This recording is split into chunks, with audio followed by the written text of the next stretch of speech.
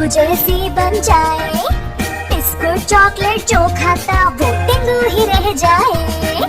तो सुनो मेरी बेटी पतलू